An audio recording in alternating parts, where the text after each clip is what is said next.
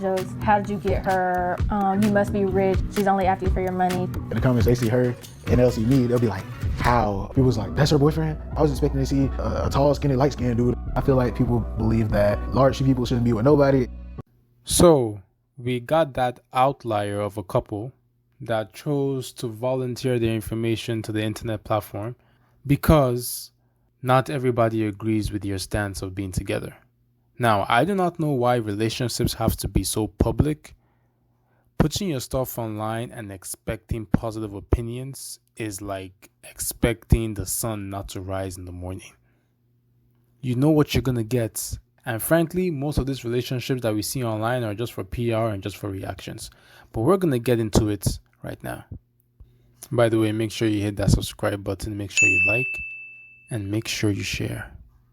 That's her boyfriend? Well, I was expecting to see a tall, skinny, light-skinned dude. The way they come off on social media, I feel like people believe that large people shouldn't be with nobody and skinny people should be with skinny people. That's the way they come off on social media. Most judgment we get is the fat jokes that always come in our comments. How did you get her? Or she's only after you for your money. She doesn't like you for real.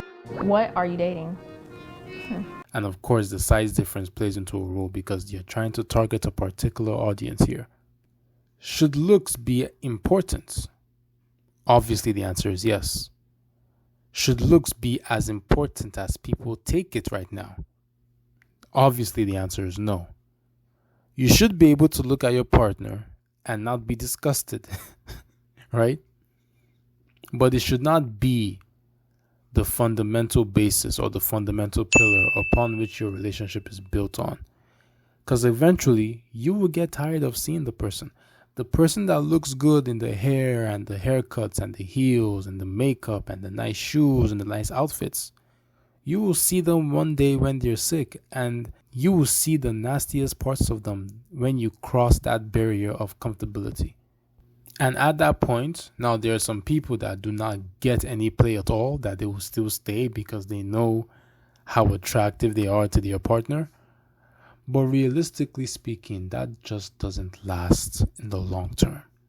Jacoby was literally everything I was looking for in a man, and that's really what he used to combat me with whenever I was saying, I just want to be friends. He'd be like, what do you want in a man? And I would list it out. He says, okay, I check all the boxes. What is stopping you from being with me? Honestly, it was just his size. That was the only thing that was stopping me from being with him until that one day that everything just clicked. I guess after so long, you get used to looking at somebody, you don't really like pay attention to their features and stuff no more. I just stopped seeing him so big. After we had got together, I just had my own personal TikTok. There was this relationship trend going around, and it was basically just like pictures of you and your partner together. And so I posted it on my TikTok, and it blew up. I don't think there were too many negative comments or anything like judgmental comments on that first video, but once we started posting consistently, that's whenever it brought more negative attention. We hit around 10,000 followers and started making revenue from it. And that's when we started to feel the shift, kind of get more negative comments. You want to do that video I was telling you about the other day?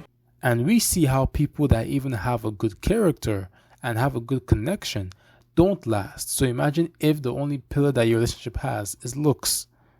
Now, as of these two, I personally don't think this is real because I just cannot imagine two people finding themselves choosing to act or play love for a YouTube channel.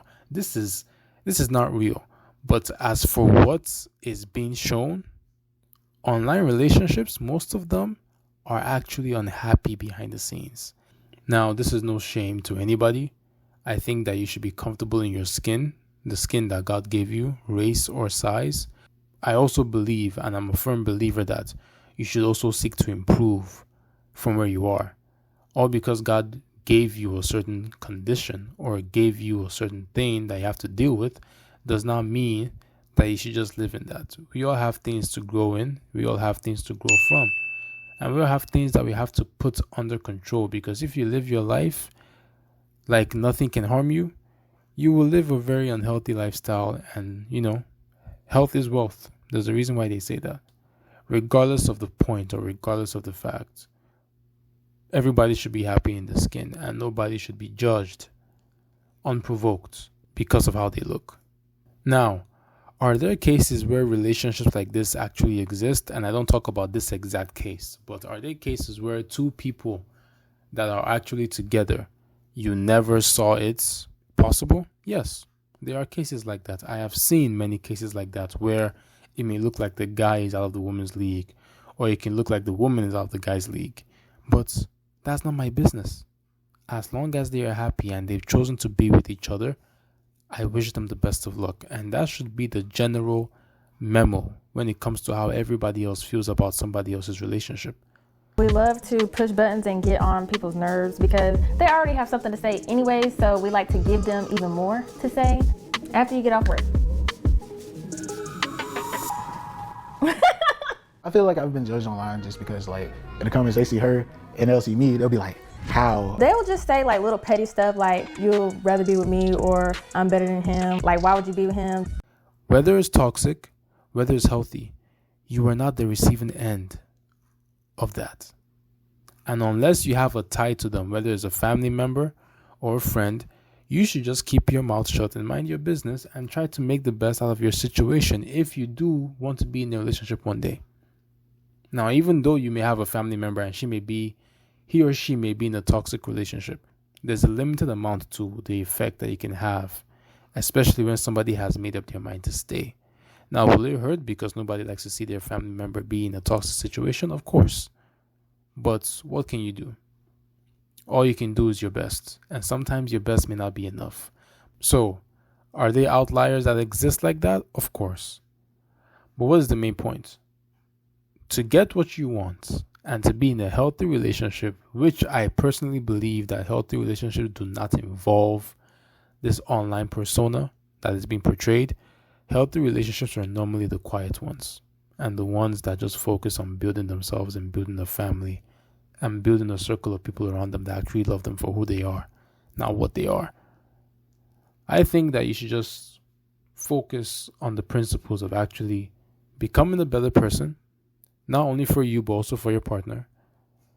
And then just learning their partner and how they think, how they behave, how they move, how they talk, and just better yourself, because there's nothing more to this life than honesty and staying true to yourself and trying to be a better person and better version of yourself every single day. But if you have any more comments on this video, let me know. Drop your opinions in the comment section.